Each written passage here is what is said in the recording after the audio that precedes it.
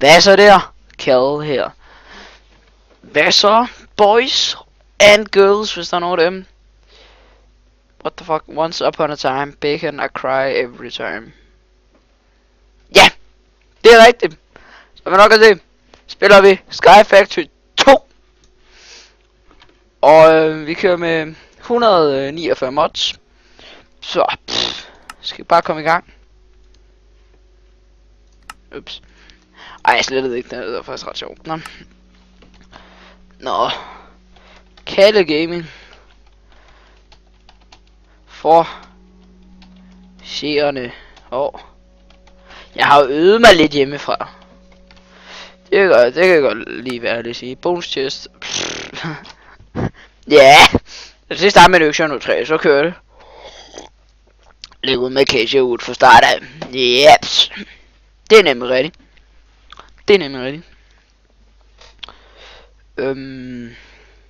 Men ja, som sagt så har jeg spillet noget før. Så jeg er top tuner på hvordan vi starter. Fuck, det tror jeg kan. Og jeg har valgt, i hvert fald i starten. Okay, men altså expect. Hvis I har set, hvad hedder det? Det hedder Achievement, thank you. Ja. Men hvis I har set, hvad hedder det?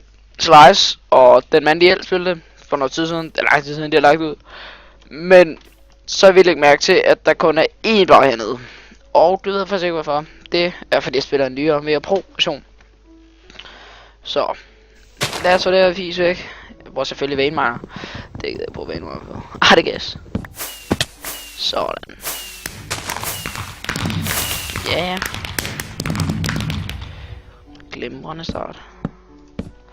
Og jeg har en spade til sådan noget her træ, så det er perfekt. Skal jeg lige sådan.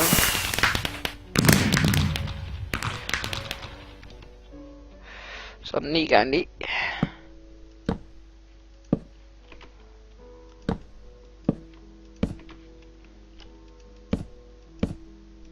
Sådan. Og så er man bare høre sådan her. Fejl. Sorry guys, sorry. Lad I blamer mig. Jeg vil næsten bare sætte en makro sådan her, bare så. Dengang da jeg var din. Ja. Det gik sgu dejligt hurtigt, må jeg nok sige.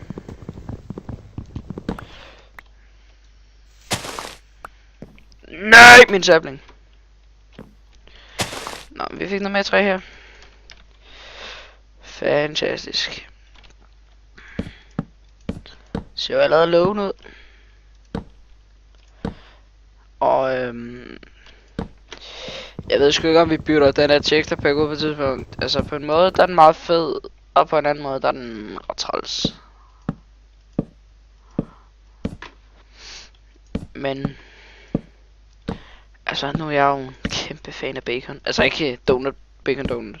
Ham er ikke fan af, jeg har aldrig hørt om. Men generelt bare bacon. Det er jeg kæmpe fan af. Jeg elsker bacon. Bacon er gud. Altså, det er den simple grund til at jeg holder og beholder det. Så synes jeg bare lige skulle vide.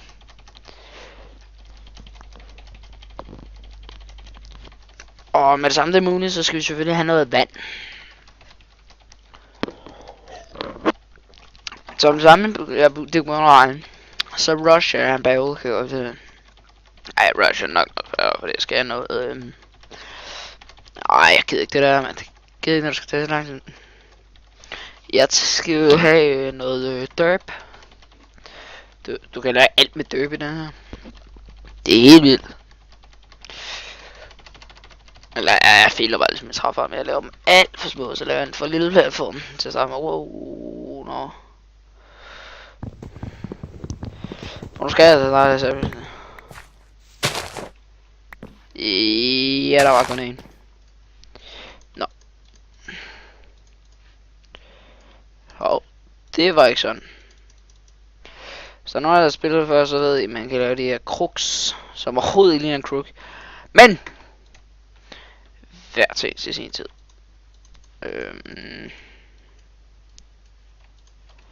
Kan jeg lave en slap sådan der? Nej, okay. Det kan man lave på den måde, men det gider jeg ikke. Godt. Så er der en barrel. Der.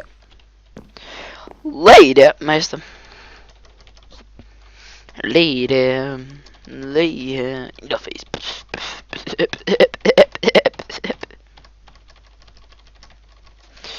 Ja, ja.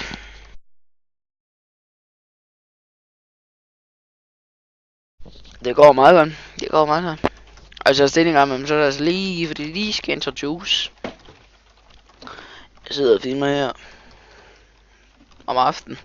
Jeg skulle ikke hvad klokken er. Det er jeg ikke helt styr på. Fuck klokker. De kan jo lade til forvirring. Så har vi 5 sabelings og 2 æbler, siger jeg. Nu kan jeg gøre det med kroksen, men nå. Men vi har, hvad hedder det, too many items. Hov. Det var en kæmpe fejl fra min side. Det må meget undskylde. Og så har vi, hvad hedder den? Hvad er det? Tuba? Ej. Jeg kan ikke huske den. Noget om badhusene. Den hedder Jabba. Prøv lige at se, når så er det her. Så kan man lave sin ting større. Space upgrade. Slots used. Ej, det er smart. 27 upgrades. Void upgrade. Creative upgrade. Nå. Man.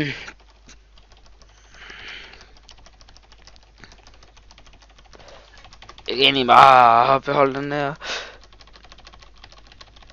Indtil vi får noget mere, har jeg ikke med træ ind. Jo, jeg har masser. Jeg kan egentlig ikke bruge for at gøre den større lige nu. Jeg vil godt have noget derp. Så vi jagter lige et nyt træ her.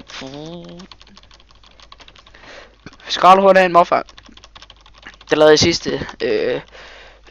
Hvad hedder det? Eller den jeg har selv, som jeg ikke optager fra.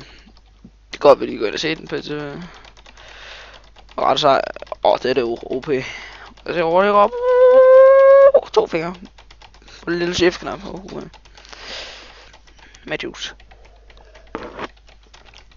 Det er der spørgsmål. Så er det appelsinjuice. Ja. Nå, skal vi se hvor mange vi får. Bang! Vi fik en silkeorm. Kæmpe sejr. Sådan. God start fra starten. Ja, også det. En rigtig god start her. Sætter altid ryggen. Noget jeg også godt lige vil gøre hurtigt. Den der skrue.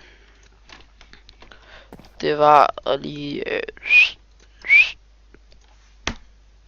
ej, men jeg skulle bare have den sygeste pandeglasker lige nu. Jernspade. Nå. Så er der trapdoors. Ja. Dem skal der også være plads til. Skal der? Og som I nok har bemærket, så er min stemme skulle gå overgang. Og det er pis irriterende. For det en knæk sig hele tiden. Og jeg arbejder ikke med slaps, I kan glemme det.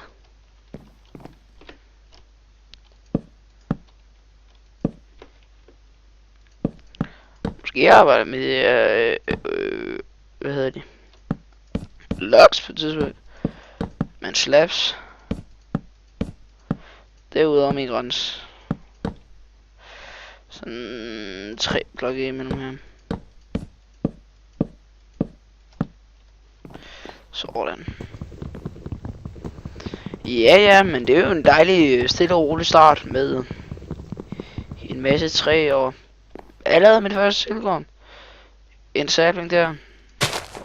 Så er vi den af. Og det kan vi stå bare beasten begge to. Men først laver vi lige en kruk. Har vi der 2. Og det er bare sådan der, hvis der er nogen af jer, der er interesseret.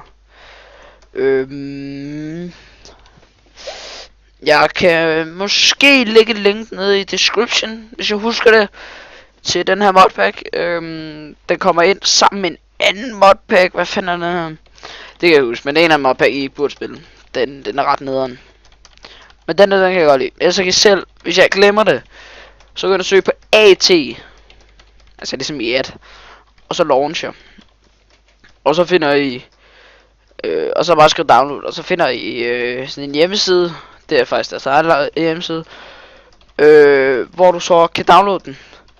Men det er ret irriterende at downloade, fordi du skal gå ind i, oppe i toppen, der står der en hel masse ting. Så skal du gå ind i packs, og så ind i info, og så ruller du lidt ned. Så står der Minecraft.x, og så står der, hvad fanden er der står? Der står Linux og Mac, tror jeg der står.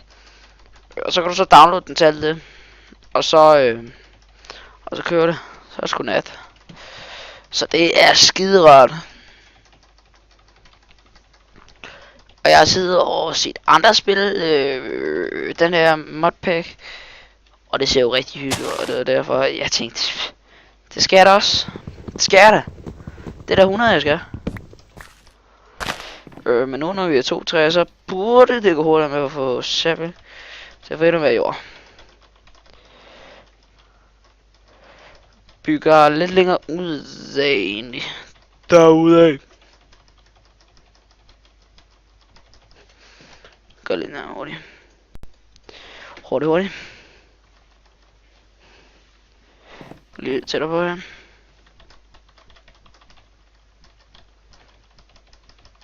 Ja, der er lidt trip powder. Trip.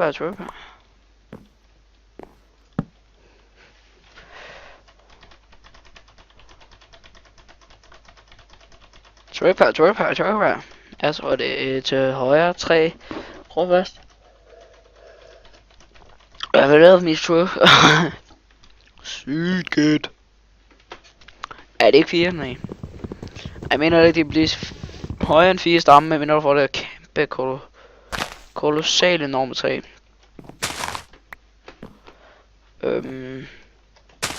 Mangler kun en. Den har vi derovre, men det er altid rart lige at have en.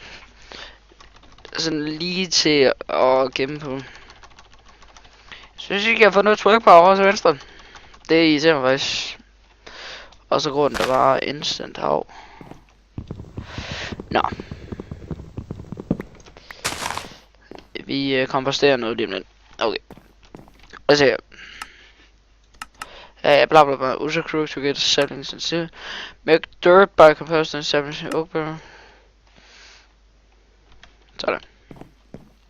Det var det 22 minutter, jeg er klar til videre. Achievement.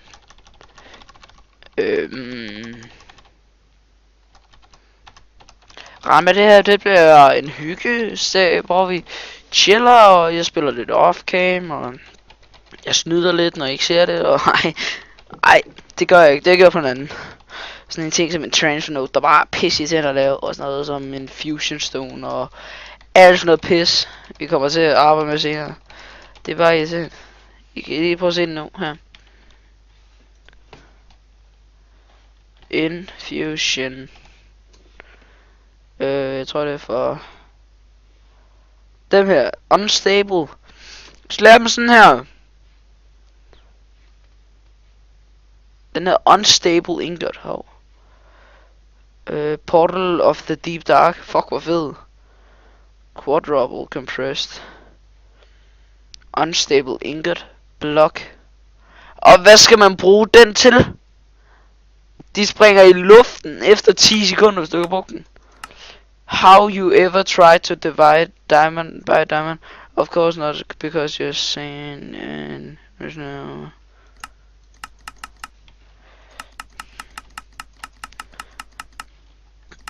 Det var så Jeg kan lave de her tools, men han lavede den her Builder's Wand, Obsidian og Unstable godt. Den der Unstable, det var den der, og så skal man lave ritual for at få den der. Og så har du 10 sekunder til at bruge den der, ellers så får jeg i luften og dræber dig. Og det er one hit uanset om du har fuld blast protection, tror jeg.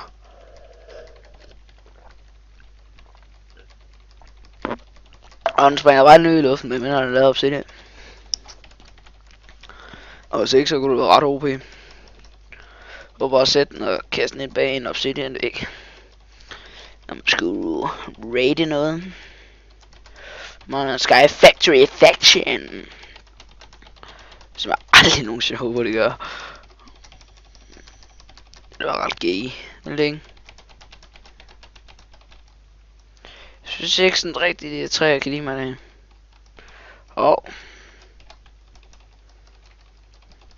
Kom, skal vi til at ramme makro 4. Sådan. Så nu fik jeg en historie her. Der vil altså ikke give mit liv til den her. For hvis nu den kun tager halvdelen, så kan jeg ikke nå det op. Jeg gider ikke stå og stack dem op. Øj, hvor fik jeg mange der. Hvorfor sætter jeg altid det gulv, det stresser mig? Grænseløst. Så den heller ikke holde til det. Så. Kan vi gøre sådan her? Ej, det var jeg ked af det der. Ej, hvor var det jeg ked. Nå, men det jeg lavede, det var ja, nu kan I se, at jeg adgivet det. Hvor 6 af dem. Hvor det er bare stresser mig. Det kan virkelig godt lide til mig det der. Og så Steam, det sidder bare og larmer i baggrunden og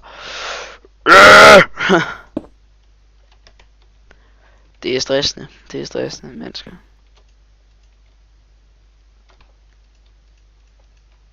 Giv mig dog for søren. Det er 3. Jeg går aldrig finde på at sige noget andet. Slet ikke skældsord.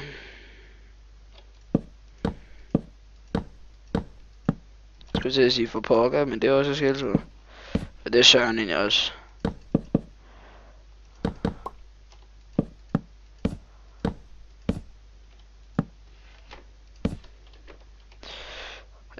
Jeg skal jo begynde at kunne lide modder Minecraft.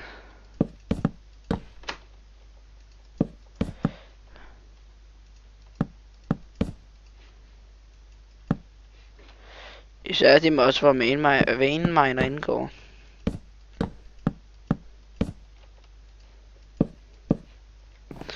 Sgu det er en dejlig mod. Ej, nu må det sørme stoppe. 2 sekunder. Nej, jeg tjekker når videoen er færdig.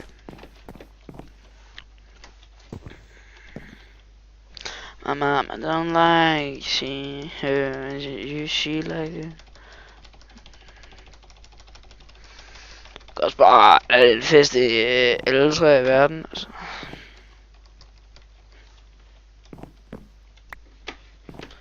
Så der var 1, 2, 3, 4, 5, 6, 7. Der er fucking irriterende her. 1, 2, 3, 4, 5, 6, 8.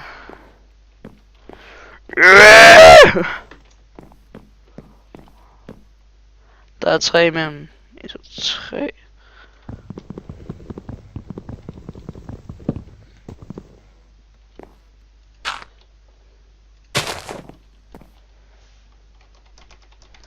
Men ellers så må vi skulle lige lade det gro, og så må vi gå FK, og så jeg slutter episoden af. Det er nemlig rigtigt.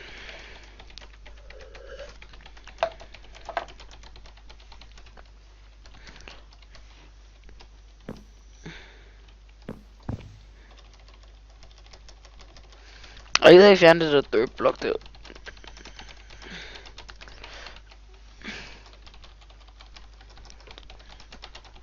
Og jeg stod bare i tvivl om den fik power, altså det er kraften først der bruger. Så fik jeg den til. Ja, det er jo ret langt det tog med her. Og så kan man bruge det på andet?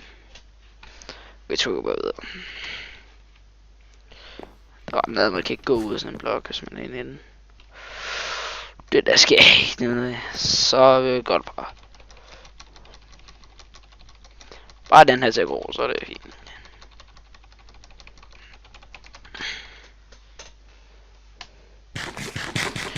Vi spiller forresten på normal.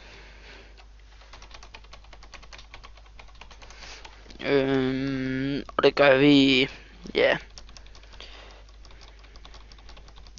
Det er bare hyggeligt, altså. Det skal i hvert fald ikke være på peaceful. Det er irriterende, men hvis der ikke, hvad hedder det, mad. Kan du gå af det på den? Ja, sådan.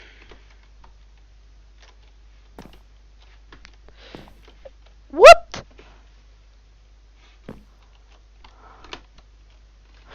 Jamen, vi står bare FK her. Yep. Men i hvert fald, tusind tak fordi I så med. Og vi ses en anden gang, når alle de her træer er færdige. Jeg kan godt se, hvis det er forkert træ. Rage på mig nede i kommentar. Prøv, jeg lægger sgu videoen ud med sammen, og så husker jeg at lægge det længe igen.